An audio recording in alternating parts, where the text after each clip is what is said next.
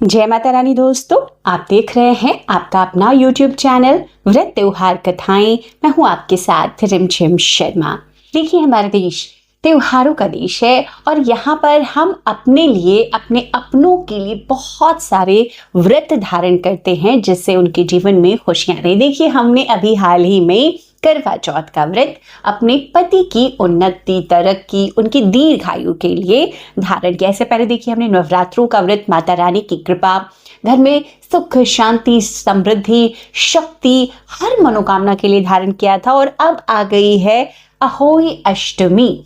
जी हाँ दोस्तों, अहोई अष्टमी का व्रत कार्तिक मास के कृष्ण पक्ष की अष्टमी तिथि पर हर वर्ष महिलाएं धारण करती हैं। देखिए, यह व्रत पति के लिए नहीं होता, यह व्रत होता है संतान के लिए, अपने बच्चों के लिए। माताएं इस व्रत के दिन निर्जला निराहार रहती हैं और अपने बच्चों के उत्तम स्वास्थ्य की कामना करती हैं, उनके दीर्घायु की कामना करती हैं, उनके अच्छे पढ़ाई लिखाई की कामना से, स्वास्थ्य की कामना से, उन्नति तरक्की की कामना से सभी माताएं इस व्रत को धारण करती हैं। देखिए, इस व्रत के प्रभाव से जो इसका महत्व है ना, संतान सुख की भी प्राप्ति होती है। तो जो संतान प्राप्ति की इच्छा रखती हैं वो महिलाएं भी इस व्रत को धारण कर सकती हैं। तो इस वीडियो में आज मैं आपको बताऊंगी कि इस वर्ष अहोई अष्टमी का व्रत हमें किस दिन धारण करना है। अहोई अष्टमी, जो अष्टमी की तिथि है कार्तिक मास के कृष्ण पक्ष की, वो कब प्रारंभ होगी और कब समाप्त होगी, उस हिसाब से हमें व्रत किस दिन धारण करना है। क्योंकि देखिए, अहोई अष्टमी के व्रत में ना जो विधान है पूजा का, पूजा तो देखिए हम शाम के समय प्रदोष काल में ही करेंगे, लेकिन इसमें चांद को देखने का विधान नहीं है बल्कि तारों को अर्घ्य देने का विधान बताया जाता है। तो जब भी आसमान में तारे दिखाई देने लगे, हम पूजन अपना संपन्न करके उन्हें अर्घ्य देंगे और उसके बाद इस व्रत को, जैसे चांद पूजन के बाद में, चंद्रमा को अर्घ्य देने के बाद में करवा चौथ का व्रत खोलते हैं, तो इस व्रत में तारों को अर्घ्य देने के बाद में जो महिलाएं, जो माताएं व्रत कर रही हैं वो व्रत खोल लेंगी।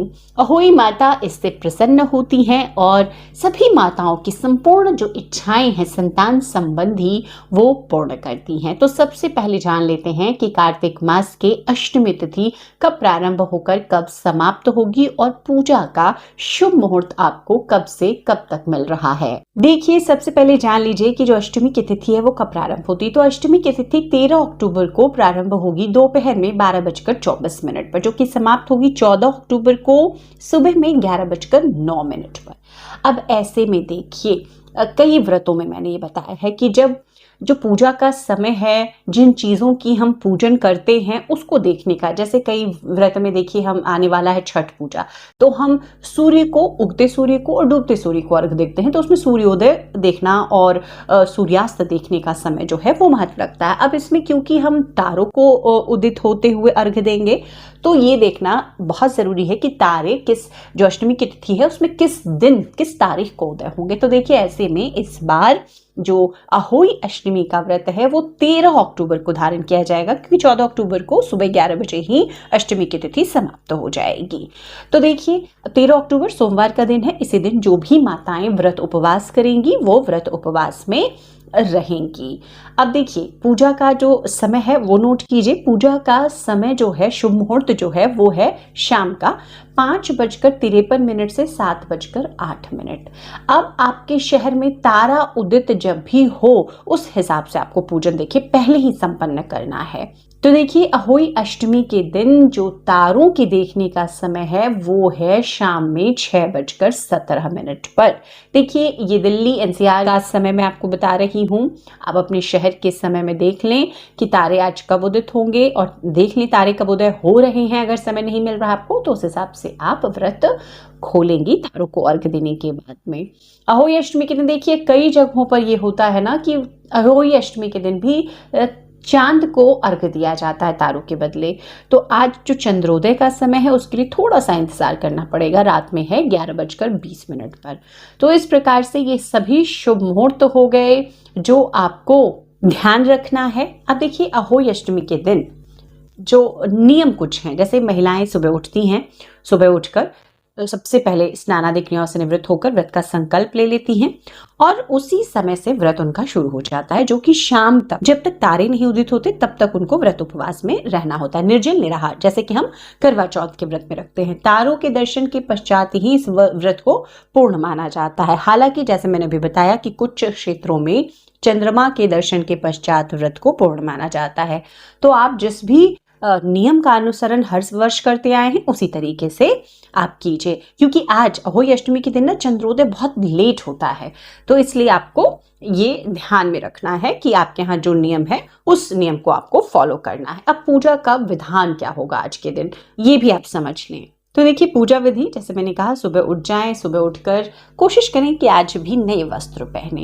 इसके बाद में पूजा स्थल की साफ सफाई करें। अहोई अष्टमी का जो पाटा लगता है वो है, उसी पाटे पर धनतेरस की पूजा भी होती है, तो वो नहीं उठता है पाटा।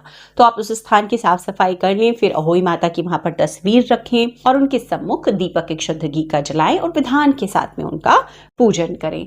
आप पूजन की थाली में फल, फूल, मिठाइयाँ, देखिए किन्हीं के यहाँ पे अन्न बना के, अन्न से बनी हुई चीजें, जैसे खीर बन जाती है, जैसे हलवा बनता है, तो पुए बनते हैं, तो जो आपके यहाँ रिवाज है उस हिसाब से आप बना करके उन घर में बने हुए पकवानों का भोग माता को अर्पित कीजिए। माता के सम्मुख देखिए आपको शुद्ध घी का दीपक ही लगाना है। इसके बाद जो होई माता, देखिए चांदी की मोतियां होती हैं, बच्चों के हिसाब से, कुल के रिवाज के हिसाब से वो स्याहू माता के लॉकेट में पिरोई जाती हैं। तो उस प्रकार से आप अपने घर परिवार में पूछ लें, कहीं पर ये नियम होता है और कहीं पर नहीं भी होता है, तो उस लॉकेट को, होई माता के लॉकेट को भी आप वहां पर तस्वीर के सामने रखें, पूरे विधान के साथ उनका भी पूजन करें और पूजन के बाद में उस होई माता के लॉकेट को धारण करती हैं आज सभी माताएं।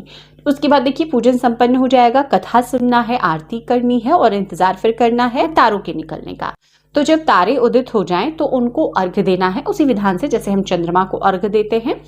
और जैसे कि जल पात्र लें, थोड़ा सा उसमें अक्षत मिलाएं, पुष्प मिलाएं, थोड़ा उसे मीठा करें, एक दीपक अलग से रखें और चंद्रमा को अर्घ दें, दीप दिखाएं और उनको जो भोग है वो तो हम जल में ही अर्पित कर देते हैं मीठा डाल करके। तो इस प्रकार से तारों को अर्घ देने के बाद में जो आपने भोग में प्रसाद अर्पित किया है माता को, अन्न का भी मीठा भोजन आज के दिन आप कर सकते हैं।